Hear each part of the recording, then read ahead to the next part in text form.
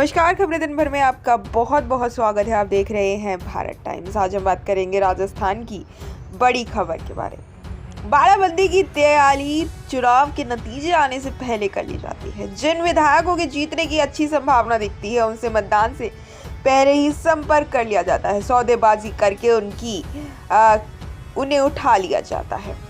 बाड़ेबंदी की व्यवस्था कर ली जाती है। अगर सरकार इस बाड़ेबंदी की तैयारी कर रही है तो सरकार मशीनरी का खुलकर उपयोग व सहयोग लिया जाता है।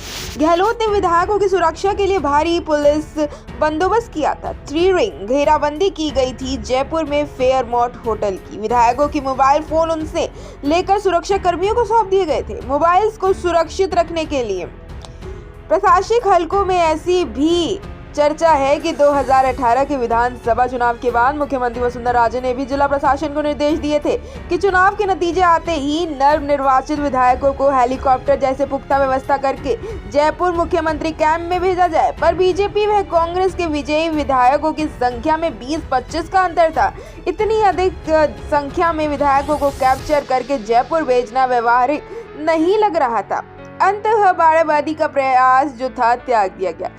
क्या यही कारण है कि इस बार बाड़ेबंदी के प्रयास में कांग्रेस भी भारी रुचि नहीं दिखा रही है? जैसे कि आम राय है कि बीजेपी अगली सरकार बनाने जा रही है और नतीजा केवल यही निर्धारित करेगा कि बीजेपी 110, 115 या 125 या 130 सीटें पा लाएगी।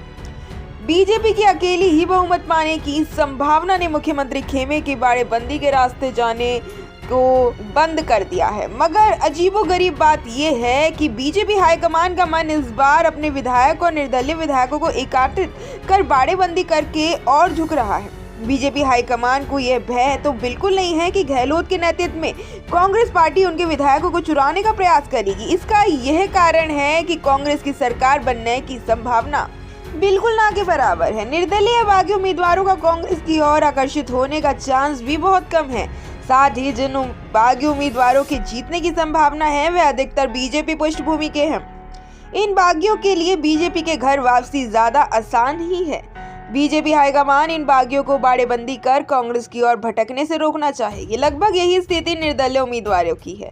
पर यह भी सच है कि आर्थिक साधनों की दृष्टि में गहलोत भी उतनी ही सक्षम है जितनी बीजेपी। अगर बराबर सी ही स्थिति होती है तो गहलोत भी आर्थिक प्रबंधन देने में कमजोर नहीं पड़ेंगे, जैसा कि उन्होंने कांग्रेस के हाईकमान को बार बार अंगूठा दिखाकर साबित किया है। बहरहाल फिर बीजेपी हाईकमान क्यों अपने निर्वाचित विधायकों के साथ बागी उम्मीदवार व निर्दलीय उम्मीदवार को लुभाने में रुचि रख रही है? बीजेपी हाईकमान की प्रॉब्लम वसुंधरा राजे है। हाईकमान नहीं चाहता कि किसी भी तरह से यह इंप्रेशन जाए कि वसुंधरा राजे की मदद की तो उनकी सरकार बनी। हाईकमान जानता है कि इस इंप्रेशन की भारी कीमत चुकानी पड़ेगी। हाईकमान वसुंधरा मुक्त नहीं हो पाएगा तो कम से कम वसुंधरा निर्भर सरकार तो बिल्कुल नहीं चाहेगा। इसके लिए बीजेपी हाईकमान बाड़ेबंदी के उपाय पर भी गंभीर रूप से विचार कर रही है। वैसे भी बाड़ेबंदी का चलन राजस्थान की राजनीतिक इतिहास में सदा से ही रहा है। शायद पहले मुख्यमंत्री जयनारायण व्यास ही इस नीति के आफत थे। उनका मुख्यमंत्री के रूप में आचरण इस बाड़ेबंदी का प्रचलन भी विपरीत था। जब सुखाड़िया के नेतृत्व में हाईकमान के मुख्य समर्थन ने प्रेरित होकर मुख्यमंत्री व्यास को कांग्रेस विधायक दल की बैठक में विश्वास मत हासिल करने के लिए बाध्य किया था, तब व्यास जी ने समर्थकों ने 10-12 कांग्रेस विधायकों की सूची दी थी कि व्यास जी उनसे केवल एक बार फोन कर ले, क्योंकि इन विधायकों की छोटी मोटी नाराजगी थी तथा उनका अहम पोषित करने से ही इन विधायकों को समर्थन मिल जाएगा। पर व्यास जी को 2 टूक जवाब दिया गया, मैं उन्हें क्या फोन करूं, मुझे वह दशकों से जानते नहीं है क्या? हाईकमान को भी विश्वास मत करने की व्यवस्था को अपनी स्वीकृति देने की गलती का एहसास हुआ था। रफी अहमद को भेजा गया व्यास जी को विश्वास मत को जीतने की रणनीति सुझाने के लिए, पर व्यास जी इस पर राजी नहीं हुए क्योंकि विश्वास मत दिवाली के पहले ही था और विश्वास जी उत्तर था। अगर दिवाली से पहले इन मंत्रियों को हटा दिया तो दिवाली के रोज उनके घर में अंधेरा हो जाएगा। पर व्यास जी के बाद सुखाड़िया जी ने मुख्यमंत्रियों की बाड़ेबंदी से कोई परहेज नहीं किया था। इस कुर्ती के अति रूप को दर्शन मुख्यमंत्री गहलोत ने करवाया था। तो कहीं ना कहीं गहलोत शांत बैठे हैं, घर में हैं।